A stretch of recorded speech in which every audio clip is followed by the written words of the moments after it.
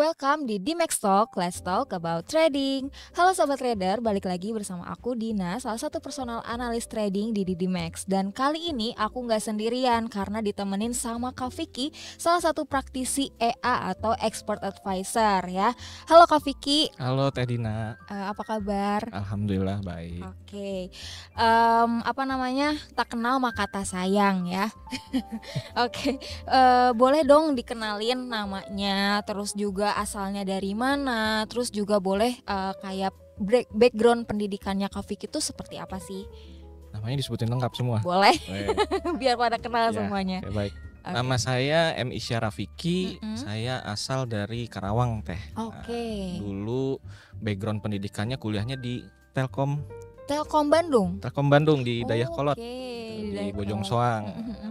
Jadi backgroundnya saya itu mempelajari semua algoritma ya di kampus itu, mulai dari machine learning, artificial intelligence, neural network. Jadi segala macam tentang algoritma itu kami pelajarin di sana gitu. Dan sampai sekarang ilmunya dimanfaatin Teh buat di pasar berjangka gitu. Oke. Terus kenapa tiba-tiba nih atau tertarik gitu kan dan akhirnya itu terjun ke bisnis trading forex?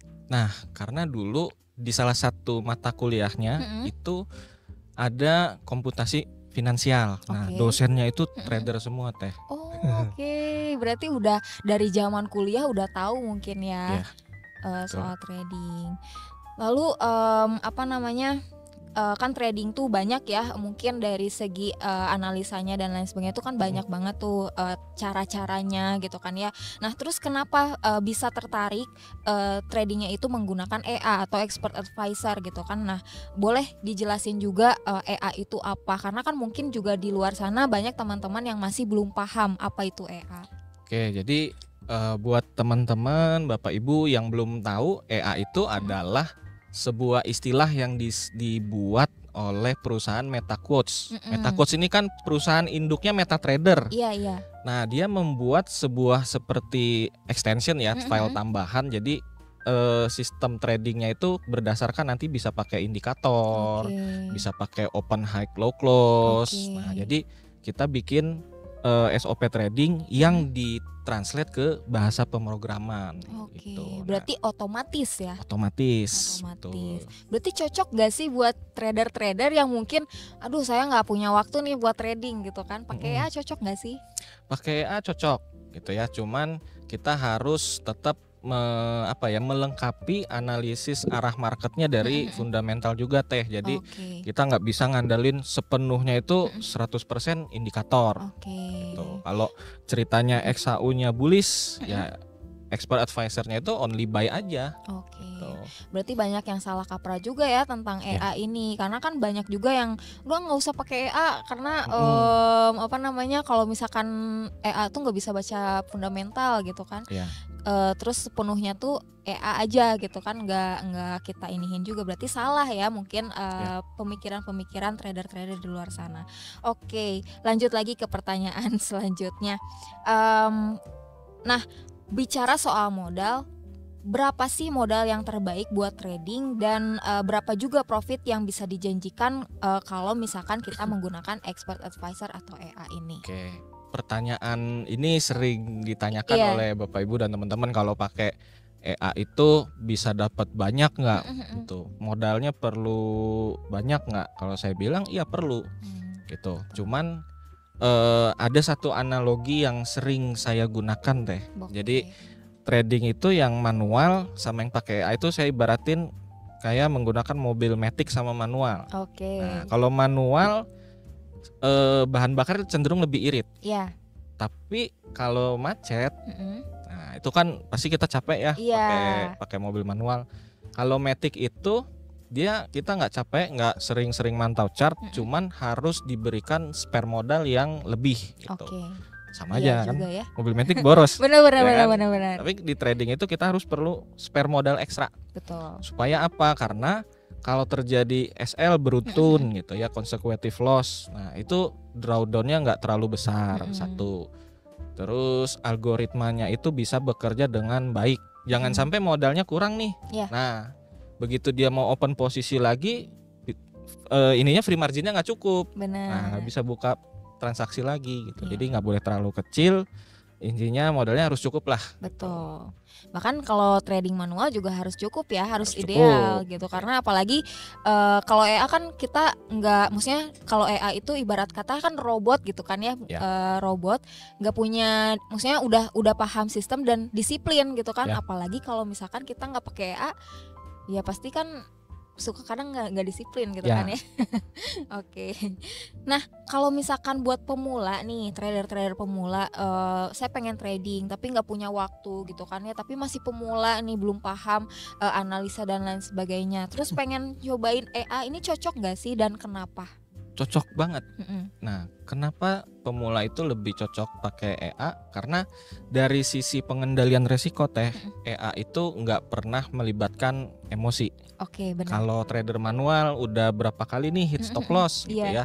Kadang stop lossnya dicopot, Betul. kadang stop lossnya digeser. Betul.